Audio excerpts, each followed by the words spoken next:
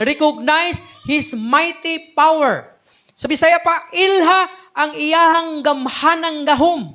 In verse 17, sa itong gibasa ganina, ingon niya dito nga ayaw mo kahadlok, dili mo kinahanglan na makigubat, kung dili magpuyo lang mo, ayaw mong lihok, pagtanaw lang mo, og tanawa, kung sa akong buhaton sa inyong mga kaaway, o Juda, o Jerusalem.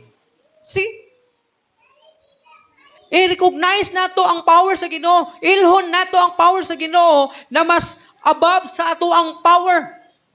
Kay kung gasalig ka sa imong power, sa imong kakayanan, buot akong ipasabot, nagpasabot ka na less ang power sa Ginoo. Buot pasabot, mas powerful ka. Kay mas nisalig ka man sa imong mahimo, kaysa mahimo sa Ginoo. Di ba?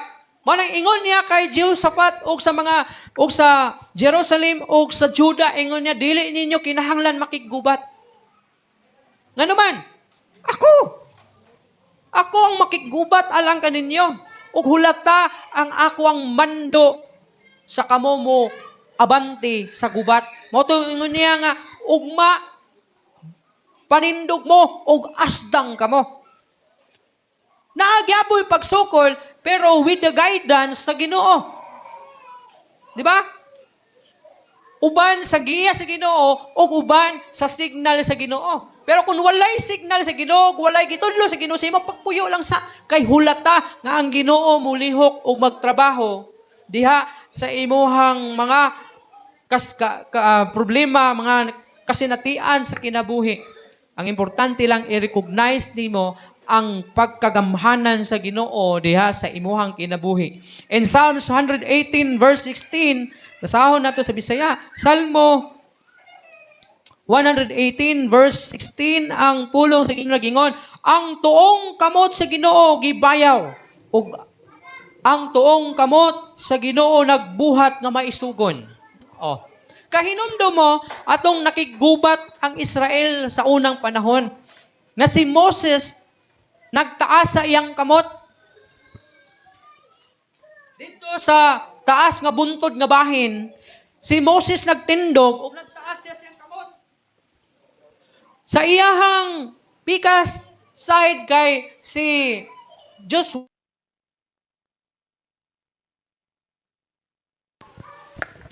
Ug sa pikas nga side kay si Caleb. Sa diha nga si Moses padayon nga magtaas sa iyang kamot, mudaog ang Israel sa gubat. Pero sa panahon nga iubos ni Moses ang iyang kamot, mapildi ang mga sundalo sa Israel. Sa siging taas ni Moses sa iyang kamot, nagkahinay-hinay ug ubos. Diba, kabantay mo, anak? Kanang mag-worship ta sa Ginoo, magtaas ta sa tong kamot. Di ba maluya man? Mupahulay jud ka kay hawi. So inaana pod gibati ni Moses. Every time gataas siyang kamot, budaog sila sa gubat. Pero every time nga iubos siyang kamot, kay tingali mo pahulay siya, mapildi siya sa gubat. So napansin kini ni Caleb o ni Joshua, unsa ilang gihimo? Gitukuran. O unya may kuha og bato og gipalinggod si Moses o gitukuran ang kamot. Gibrisan ba? Kay para di mo ubos. Hinungdan midaog sila sa gubat. Muni ang ingon diri ni Salmista David, ingon niya, when God works within us, He highlights our authority. In verse 16, ingon niya, O Ginoo. Asa naman to? In verse 16 sa chapter 18, ingon niya, ang tuong kamot sa Ginoo gibayaw. Ang tuong kamot sa Ginoo nagbuhat nga maisugon.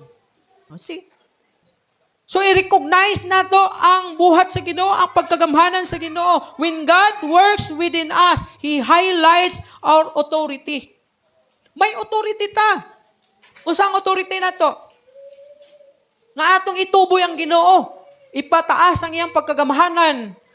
Nga kaya niya buhaton ang tanan para nimo o para ikaw magmadaogon. When God moved for us, He emphasized our status as His children. Kung mituo ka nga ikaw anak sa Ginoo, pamatud-an na sa Ginoo sa imuha, na siya ang imuhang amahan. Di ba?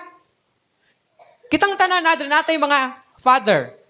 natay ginikanan, either mother.